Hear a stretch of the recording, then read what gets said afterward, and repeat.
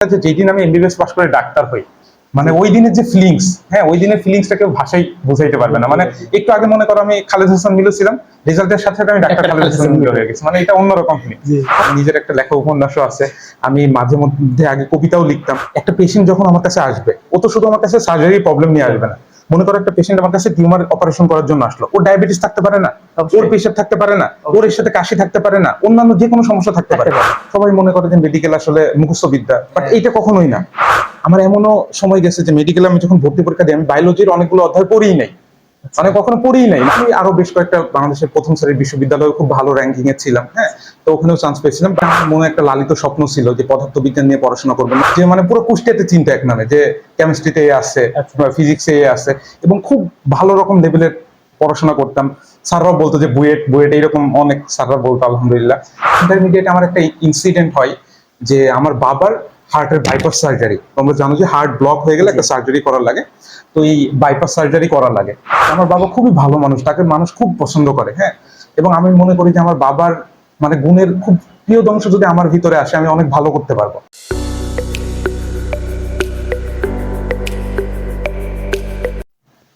আসসালামু আলাইকুম রহমতুল্লাহ। কি অবস্থা সকলের? আশা করছি সকলে ভালো আছেন, আমিও আলহামদুলিল্লাহ ভালো আছি। তো আজকে আমরা যে ব্যক্তিটার সঙ্গে কথা বলবো, তিনি আমার পাশে আছেন, ডক্টর খালিদ হাসান মিলু ভাই। যারা ফেসবুক ব্রাউজিং করেন, অবশ্যই তারা ডক্টর খালিদ হাসান মিলু ভাইয়ের ফেসবুক পেজ থেকে যে ভিডিওগুলো আসে অবশ্যই দেখেছেন, একবার না একবার হলেও তারা দেখেছেন। ভাইয়ার এমবিবিএস জার্নি এবং তার শৈশব কৈশোর এইসবের গল্প আজকে আমরা শুনবো। ভাই কেমন আছেন? হ্যাঁ আলহামদুলিল্লাহ, আমি ভালো আছি। তোমরা সবাই ভালো আছো? জি আছি আলহামদুলিল্লাহ। তারপরে দিনকাল কেমন যাচ্ছে? জি আলহামদুলিল্লাহ, আল্লাহর রহমতে, তোমাদের সবাই দোয়া, এবং তুমি করেই বললাম, হ্যাঁ ছোট ভাই, তারপরে মানুষের সবাই দোয়া, আলহামদুলিল্লাহ অনেক ভালো আছে, অনেক ভালো দিনকাল যাচ্ছে। জি ভাইয়া, শুরুতে যদি আপনার শৈশব কৈশোরের গল্পগুলো। আচ্ছা, আমি তোমার হচ্ছে আমার দেশের বাসা, মানে গ্রামের বাসা যেটা, ওটা হচ্ছে কুষ্টিয়াতে। হ্যাঁ, কুষ্টিয়ার দৌলতপুরের সাতারপাড়া গ্রামে। তো ওখানেই আমার জন্ম। আসলে আমার বাবা পুলিশ ছিলেন, তো উনি পোস্টিং এর কারণে বিভিন্ন জেলায় থাকতেন। তো যখন উনি সাতক্ষীরাতে ছিলেন, তখন আমার আর কি জন্ম হয়। মানে আমার জন্মস্থান সাতক্ষীরাতে, বাট জন্মের তোমার 11 মাসের মাথায় আমরা ব্যাক করি কুষ্টিয়ার। মানে আমার আব্বু চাকরিতেই থাকে, কিন্তু আমার আম্মু সহ আমার আরো 2 বোন সহ আমরা ব্যাক করি কুষ্টিয়াতে।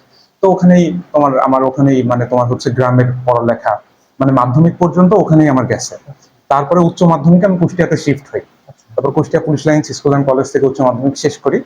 তারপরে মেডিকেল ভর্তি পরীক্ষা দেই, এবং দিনাজপুর মেডিকেল কলেজ, বর্তমানে যেটা M Abdur Rahim medical college নামে পরিচিত, এই সরকারি মেডিকেল কলেজে চান্স পাই। এবং চান্স পাওয়ার পর থেকে আর কি পড়াশোনা শুরু করে এই তো এখন। আচ্ছা, আপনার ফ্যামিলিতে কে কে আছেন? আমার ফ্যামিলিতে এখন আমার শুধু বাবা আছে আর আম্মু আছে। আমার আরো 2টা বোন আছে, বোন 2টা বিবাহিত। এখন মানে শুধু আব্বু আম্মু আর আমি, আর কেউ নেই।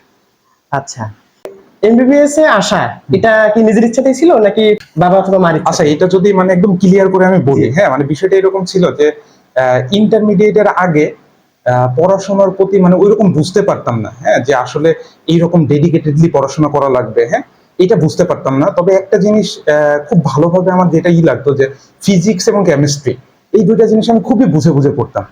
পদার্থবিজ্ঞান যখন পড়তাম, তখন মনে করো আমার তখন মনে হতো যে এই পৃথিবী কিভাবে সৃষ্টি হয়েছে, এই পৃথিবী গোল কিভাবে হয়, পৃথিবী কিভাবে ঘুরতেছে, অথচ আমরা বসে আছি, আমরা নড়তেছি না। মানে এই বিষয়গুলো খুব মানে মানে নাড়া দিত, হ্যাঁ। তো আমার তখন থেকে ইচ্ছা ছিল যে পদার্থবিজ্ঞানী হব, পদার্থবিজ্ঞান নিয়ে পড়বো, একদম মন থেকে ইচ্ছে ছিল। এবং ইন্টারমিডিয়েটেও পদার্থ মানে ফিজিক্স এবং কেমিস্ট্রি এত ভালো করে পড়াশোনা করতাম যে মানে পুরো কুষ্টিয়াতে চিন্তা এক নামে, যে কেমিস্ট্রিতে আছে, ফিজিক্সে আছে, এবং খুব ভালো রকম লেভেলের পড়াশোনা করতাম। স্যাররাও বলতো যে বুয়েট বুয়েট, এইরকম অনেক স্যাররা বলতো। আলহামদুলিল্লাহ। তো কিন্তু পরবর্তীতে কি হলো, যে ইন্টারমিডিয়েট আমার একটা ইনসিডেন্ট হয় যে আমার বাবার হার্টের বাইপাস সার্জারি। তোমরা জানো যে হার্ট ব্লক হয়ে গেলে একটা সার্জারি করার লাগে, তো এই বাইপাস সার্জারি করা লাগে। এবং ওই সময় আমার বাবার যে কি পরিমাণে ভোগান্তি, হ্যাঁ, এবং এই ভোগান্তি আমি একদম মানে ওই সময় তো আমি মোটামুটি বড়, হ্যাঁ, ম্যাচুরিটির মানে কাছাকাছি। তো ওই সময় আমি এই ভোগান্তিটা খুব কাছ থেকে দেখি, হ্যাঁ, এবং দেখি যে আমার বাবা এক জায়গায় সিট পাচ্ছিল না, মানে এক জায়গায় অপারেশন করাবে, তারপরে অনেক ভোগান্তি, হ্যাঁ, যেটা একদম বাস্তব কথা। এবং এই ভোগান্তির কারণে আমি দেখছি যে একটা রুগী আসলে মনে করো যে একটা পেশেন্ট, কিন্তু পেশেন্ট একা না। একটা পেশেন্ট যখন অসুস্থ হয়, বা একটা মানুষ যখন অসুস্থ হয়, যখন সে, তার সমাজ, তার পরিবার সবাই মিলে একটা ইউনিট হিসেবে কাজ করে। এবং একজনের ভোগান্তি মানে প্রত্যেকটা ইউনিটের একটা ভোগান্তি। এবং এই ভোগান্তিটা আমি খুব কাছ থেকে দেখছি। তো কাছ থেকে দেখার পরে আমার বাবার খুব ইচ্ছে ছিল যে আমার বাবা খুবই ভালো মানুষ, তাকে মানুষ খুব পছন্দ করে, হ্যাঁ। এবং আমি মনে করি যে আমার বাবার মানে গুণের খুব প্রিয় অংশ যদি আমার ভিতরে আসে আমি অনেক ভালো করতে পারবো। আমার বাবা এরকম লেভেলের মানুষ, হ্যাঁ। তো তোমার হচ্ছে আমার বাবার তখন থেকে ইচ্ছে ছিল যে ছেলেকে ডাক্তার বানাবে, হ্যাঁ। তারপর আমি ওই যে আমার মনে একটা লালিত স্বপ্ন ছিল যে পদার্থবিজ্ঞান নিয়ে পড়াশোনা করবো। নর্মালি কি যে যারা মেডিকেলে পড়তে চায় তারা বায়োলজি নিয়ে পড়াশোনা করে, হ্যাঁ। তো আমার তো ওই রকমই ছিল না।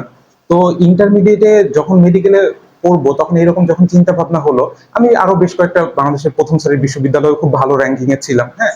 তো ওখানেও চান্স পেয়েছিলাম, বাট মানে অপশন ছিল বেশ ভালো ভালো জায়গায় পড়ার। তো তারপরে আমি যখন মেডিকেলে চান্স পেলাম, মেডিকেলে চান্স পাওয়ার পরে তখন তোমার হচ্ছে চিন্তা ভাবনা যেটা আসলো যে আমি সরাসরি ভাবলাম যে সরাসরি মানুষ মানে একটা হিউম্যান বিং, হ্যাঁ। মানে এটা শুধু মানুষের চিকিৎসা না, তো আমার নিজের বডিরও তো আমি চিকিৎসা করতে পারবো, আমার ফ্যামিলি মেম্বারদের চিকিৎসা করতে পারবো, সব মানুষের চিকিৎসা করতে পারবো। একটা যন্ত্রের চিকিৎসা, অবশ্যই আমি ইঞ্জিনিয়ারদের ছোট করছি না বা অন্যান্য পেশার কেউই ছোট না, কারণ আমরা ওতপ্রোত ভাবে সবকিছুতে জড়িত, তাই না? তো তাহলে কি যে ওই সময় আমি যেটা চিন্তা করছিলাম যে এইরকম ভাবে যেহেতু তোমার মানে একদম সরাসরি হিউম্যান বডির চিকিৎসা সেবা দেওয়ার একটা মানে অপরচুনিটি, এই অপরচুনিটিটা আমি লস করবো না। এবং আমি তো তোমাকে বলছি যে আমি ফিজিক্স কেমিস্ট্রি খুবই ভালো পারতাম এবং খুবই ভালো করে পড়তাম, কিন্তু ওই মেডিকেলে চান্স পাওয়ার পরে আমার এমনও সময় গেছে যে মেডিকেলে আমি যখন ভর্তি পরীক্ষা দিই আমি বায়োলজির অনেকগুলো অধ্যায় পড়েই নাই, মানে কখনো পড়েই নাই, না পড়ে তোমার মানে এইদিকে এত ভালো ছিল যে এই দিক থেকে ভালো নাম্বার হয়ে গেছে, হ্যাঁ। বায়োলজি আমার অনেকটা মানে ওই রকমই ছিল না।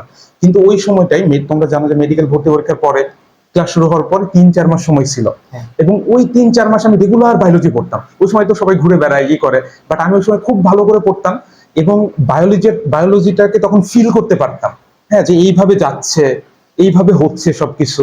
আমরা একটা খাবার খাই, এটা যায়, এটা এইভাবে হজম হয়, এভাবে পুষ্টি তৈরি হয়, এভাবে আমাদের শরীরের গঠন মেইনটেইন হয়, এভাবে একটা অ্যাবনর্মালিটি তৈরি হয়, এই অ্যাবনর্মালিটি আমরা এইভাবে করলে ভালো হয়ে যাবে। মানে এই জিনিসগুলোকে তখন ফিল করতাম, এবং ফিজিক্স পড়ার কারণে আগে থেকেই মনে করো বুঝে পড়ার একটা ছিল। তো মেডিকেলেও এসে এটা একদম সবাই মনে করে যে মেডিকেল আসলে মুখস্থ বিদ্যা, বাট এটা কখনোই না। এটা চূড়ান্ত লেভেলে তোমার বডি, মানুষের জীবন যেখানে সম্পর্কিত, এই জিনিসটাকে এইভাবে হয়, কখনোই এইভাবে না। এটা আরো চূড়ান্ত লেভেলের বুঝে বুঝে পড়া, হ্যাঁ। এখানে সিম্পল একটা ভুল অনেক বড় একটা ভোগান্তি তৈরি করতে পারে, হ্যাঁ। তাহলে এখানে এই বুঝে বুঝার জিনিসটাকে অ্যাপ্লাই করে আল্লাহর রহমতে পড়ছে, এবং মেডিকেলের শুরু থেকেই আলহামদুলিল্লাহ বেশ ভালোভাবে জার্নি ছিল, তারপরে শেষ করছি এখন এইরকম আর কি। মেডিকেল লাইফের আপনার আপনার তো কমপ্লিট, এখন ইন্টার্ন সম্ভবত করতেছেন, ইন্টার্নশিপ প্রায় শেষের দিকে। তো আপনার হচ্ছে যে স্টাডি লাইফটা সবচেয়ে কোন সাবজেক্ট এনজয় করতেন বেশি আপনি? যে কোন সাবজেক্টটা অনেকেই তো মানে অনেকের কাছে আবার বিভিন্ন সাবজেক্ট থাকে বোরিং লাগে। আচ্ছা আচ্ছা, আমার এখন আমি যদি মনে করো আমার ফাইনাল প্রফেস সার্জারির কথা মানে সাবজেক্টের কথা যদি বলি, যে মেডিসিন, সার্জারি, গাইনি, মানে সত্য কথা বলতে গেলে আমার কোনো সাবজেক্টে বোরিং লাগতো না, হ্যাঁ। আমি মেডিসিন, সার্জারি, গাইনি তিনটাই সমান গুরুত্ব দিয়ে পড়ছি। কারণ দেখো, আমি একটা পেশেন্ট যখন আমার কাছে আসবে, ও তো শুধু আমার কাছে সার্জারি প্রবলেম নিয়ে আসবে না। মনে করো একটা পেশেন্ট আমার কাছে টিউমার অপারেশন করার জন্য আসলো, ওর ডায়াবেটিস থাকতে পারে না, ওর প্রেশার থাকতে পারে না, ওর এর সাথে কাশি থাকতে পারে না, অন্যান্য যে কোনো সমস্যা থাকতে পারে, ওটা ফিমেল পেশেন্ট হতে পারে, ওর গাইনাকোলজিক্যাল সমস্যা থাকতে পারে। এজন্য আমি আমার জায়গা থেকে যেটাই করছি যে কোনো জিনিসটাকে ছোট বড় করে দেখিনি, যে আমার এই সাবজেক্ট ভালো লাগে, আমি এই সাবজেক্টে কাজ করতে চাই, তার মানে যে আমি অন্য সাবজেক্ট করবো না, এরকম না। আমি প্রত্যেকটা সাবজেক্টেই সমান গুরুত্ব দিচ্ছি এবং আল্লাহর রহমতে প্রত্যেকটা সাবজেক্টেই ভালো করছি। আচ্ছা, এমবিবিএস লাইফের যদি স্মরণীয় কোনো ঘটনা শুনতে চাই আপনার কাছ থেকে। স্মরণীয় ঘটনা, এমবিবিএস লাইফটা পুরোটাই আমার কাছে স্মরণীয় আল্লাহর রহমতে, হ্যাঁ। তবে সবচেয়ে স্মরণীয় ঘটনা এখন পর্যন্ত বলা চলে যে এই চূড়ান্ত পেশাগত পরীক্ষায় আমাদের মেডিকেল কলেজে আমি প্রথম স্থান অধিকার করি। এটা অবশ্যই একটা স্মরণীয় ঘটনা, কারণ মেডিকেলের শেষ পরীক্ষা, এটা আমার কাছে মানে অনেকটা। আর সবচেয়ে যদি স্মরণীয় ঘটনা বলতে বলে, এটা তো ঠিক আছে, এটা রেজাল্ট, কিন্তু সবচেয়ে স্মরণীয় ঘটনা যেটা, যে যেদিন আমি এমবিবিএস পাস করে ডাক্তার হই, মানে ওই দিনের যে ফিলিংস, হ্যাঁ, ওই দিনের ফিলিংসটা কেউ ভাষায় বুঝাইতে পারবে না। মানে একটু আগে মনে করো আমি খালেদ হাসান মিলু ছিলাম, রেজাল্টের সাথে সাথে আমি ডাক্তার খালেদ হাসান মিলু হয়ে গেছি, মানে এটা অন্যরকম ফিলিংস। তোমরা যখন দেখবা তোমাদের শেষ করবা পড়াশোনা, তখন দেখবা যে তোমাদের নামের আগে যখন একটা টাইটেল আসবে, হ্যাঁ, তখন দেখবা একটা আলাদা রকম শান্তি। এটা সবচেয়ে আর কি বড়। এমন কোন ঘটনা যেটা মনে পড়লে এখন খারাপ লাগে? আচ্ছা আচ্ছা, এইরকম ঘটনা বলতে অনেক ঘটনাই তো আসে মানুষের লাইফে, আসলে আপস এন্ড ডাউনস থাকে, হ্যাঁ।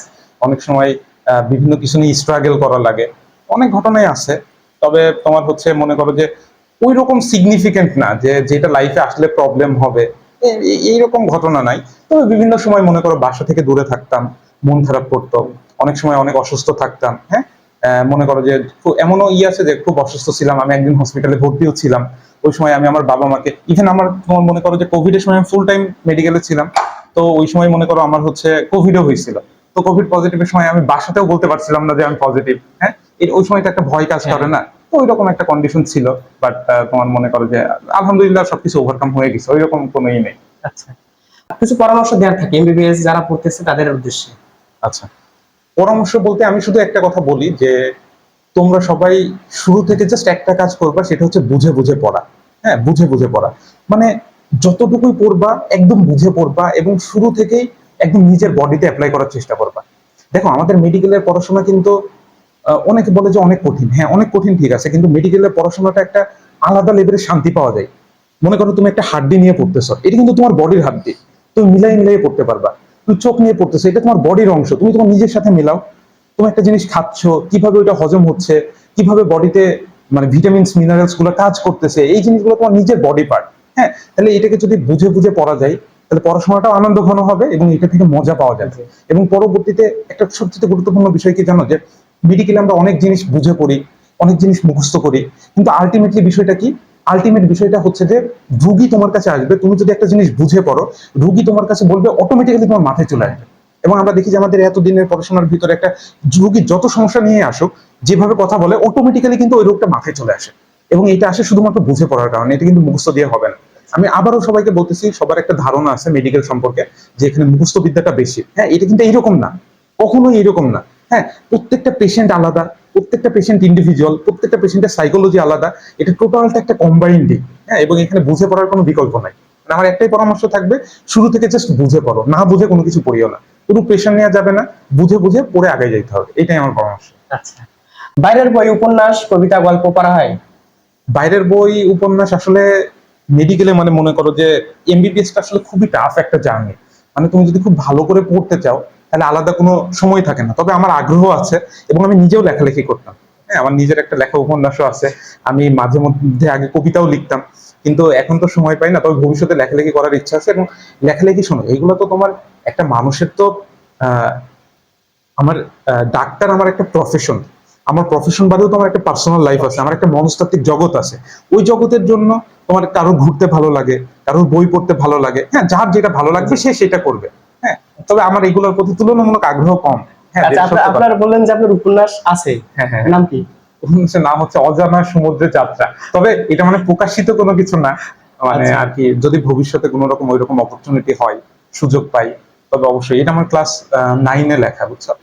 আমি আগে থেকে লেখালেখি করতাম। আমার বেশ কয়েকটা কবিতা প্রকাশিত হয়েছে আমাদের কলেজের যে তোমার হচ্ছে ম্যাগাজিন আছে, এগুলাতে প্রকাশিত হয়েছে। আরো বেশ কয়েকটা প্ল্যাটফর্মে প্রকাশিত হয়েছে, এই আর কি। আচ্ছা, আমরা যদি উপন্যাসটার প্লট সম্পর্কে জানতে চাই, 9-এ লিখছিলেন, অবশ্যই তো কোনো না কোনো একটা রিজন ছিল। এখন 9-10-এ মনে করো যে হচ্ছে 9-10-এ মানুষ কি চাই? একটা অ্যাডভেঞ্চার চাই। হ্যাঁ, তো ওই সময় উপন্যাসের প্লটটা এরকম যে 3 জন বন্ধু আছে, ওরা খুব ক্লোজ বন্ধু। তো ওরা মিশরে ঘুরতে চায়। হ্যাঁ, তো মিশরে ঘুরতে গিয়ে ওরা পিরামিডে যখন তোমার এক্সপ্লোরেশন করে, তখন ওই সময় একটা আজব একটা আংটি পায়। এবং ওই আংটিতে টাচ করা মাত্র সবাই মিলে একটা অজানা সমুদ্রে চলে যায়। তারপরে ওই সমুদ্রকে ওরা ওভারকাম করে, কিভাবে ব্যাক করে, আবার পূর্বের অবস্থানে মিশরে ফিরে এসে আবার পূর্বে বাংলাদেশে ফিরে আসে। এবং এটা একটা আজব আংটি, এবং এটাকে কেন্দ্র করে আর কি বেশ মজার আর কি ছোট মানুষদের জন্য। আচ্ছা, ডক্টর নার্স মানে ইন্টারনাল একটা কনফ্লিক্ট আছে, তো এই সম্পর্কে যদি কিছু বলতেন যে আসলে কতটুকু এটা সত্য বা কেমন কি? আচ্ছা, এখন মনে করো হসপিটাল একটা টিম অ্যাপ্রোচ। হ্যাঁ, এখানে তুমি একা একা সবকিছু করতে পারবা না। না। মানে তুমি যদি অনেক কিছু পারো, হ্যাঁ, তুমি একা একা সবকিছু করতে পারবা না। একটা পেশেন্ট আসবে, ওর ক্যানুলা করা লাগবে, ওকে আমরা যে ওষুধগুলো দেই, এই ওষুধগুলো বুঝাই দেওয়ার জন্য একজন লাগবে, ওষুধগুলো দিতে হবে টাইমলি। হ্যাঁ, এবং শুধুমাত্র এইটা না, তুমি দেখো এখানে এই টিমের ভিতরে অনেকজন আছে, ডক্টর আছে, নার্স আছে, আমাদের বিভিন্ন মামা খালা যারা থাকে, হ্যাঁ, রুম পরিষ্কার করে, সুইপার থেকে শুরু করে সবাই একটা টিম। এবং এই টিমকে যেহেতু ডাক্তাররা লিড দেয়, আমার মনে হয় ডাক্তারদের সবচেয়ে গুরুত্বপূর্ণ দায়িত্ব যে সবার সাথে মিলেমিশে একটা বন্ধুত্বপূর্ণ সম্পর্ক মেনটেন করা। হ্যাঁ, এখানে দেখো কেউ কিন্তু কারো কর্মচারী না, এখানে সবাই এক একটা পার্ট। এবং সবাই যদি এই পার্টগুলা মানে নিজের দায়িত্বগুলাকে মানে সুন্দরভাবে পালন করে, তাহলে মনে করো এই পার্টটা মানে সুপ্রিম ভাবে পরিচালিত হবে। এবং আলটিমেট একটা আমাদের যে টার্গেট থাকে, যে একটা ভালো সেবা, এই সেবাটা আমরা পাবো। আমার মনে হয় যে আসলে তবে আমি যেখানে কাজ করি এইরকম কিন্তু নাই, এবং আমি পার্সোনালি চেষ্টা করি আমি নিজে থেকে যে সবাই কেমন আছেন, একদম সে আমাদের মেডিকেলের একদম সুপার থেকে শুরু হোক, নার্স শুরু হোক, সিনিয়র যেই হোক না কেন, আমি সবাইকে সালাম দিই, সালাম দিয়ে তাদের সাথে কথা বলি, এবং আলটিমেটলি দেখা যায় যে আমার একটু আন্তরিকতা তাদেরকে আমার প্রতি অনেকই করে দেয়, এবং এইটার মাধ্যমে একটা সুন্দর টিমওয়ার্ক হয়, এবং টিমওয়ার্ক হলে রোগীদের আউটকাম অনেক ভালো হয়। হ্যাঁ, আসলে এটা খুবই গুরুত্বপূর্ণ যে সবার সাথে মিলেমিশে থাকা। এটা তো শুধুমাত্র এই প্রফেশনে না, সবার সাথে মিলেমিশে থাকতে হবে, এটাই গুরুত্বপূর্ণ। হ্যাঁ, আমার মনে হয় যে এটা একটু মেনটেন করলে সবার, এবং এখানে সবাইকেই এটা করতে হবে। যারা মনে করো যে আমি শুধু চেষ্টা করলাম এমন না, সবাই যদি চাই যে হ্যাঁ আমি ভালো সেবা দিব, আমার জায়গা থেকে আমার কাজটা পারফেক্টলি করবো, তাহলে দেখবো অটোমেটিক্যালি একটা, এবং এই জন্যই মনে করো যারা কাজ করবো তাদের নিজেদের ভিতরে একটা আন্ডারস্ট্যান্ডিং থাকতে হবে, তাদের নিজেদের ভিতরে একটা বন্ধুত্বপূর্ণ কোয়ালিটি যদি রিলেশনশিপ থাকে, তাহলে মনে করো যে এটা সম্ভব। হ্যাঁ, আসলে আমাদের দেশে তো অনেক সমস্যা আছে, এটা আস্তে আস্তে ইমপ্রুভমেন্ট হবে আশা করা যায় ইনশাল্লাহ। আমরা যদি প্রপারলি করতে পারি, ভালো একটা আউটকাম আশা করা যায়। বর্তমানে রাসেল ভাইপার নিয়ে মানুষ অনেক হাইপার, তো এই সম্পর্কে যদি আপনি কিছু বলতেন। আচ্ছা, রাসেল ভাই, প্রথম কথা যে এটা একটা আতঙ্কের বিষয় যে হুট করে বেড়ে গেছে। হ্যাঁ, তবে রাসেল ভাইপার এটা আমাদের স্বজাতীয় সাপ, মানে আমাদের ভারতীয় উপমহাদেশেরই সাপ। এটা এমন না যে আমেরিকার সাপ বাংলাদেশে আসছে, এটা আমাদের উপমহাদেশে আরো অনেক আগে থেকে ছিল। হ্যাঁ, তো এই সাপটা নিয়ে হাইপার হওয়ার কিছু নাই।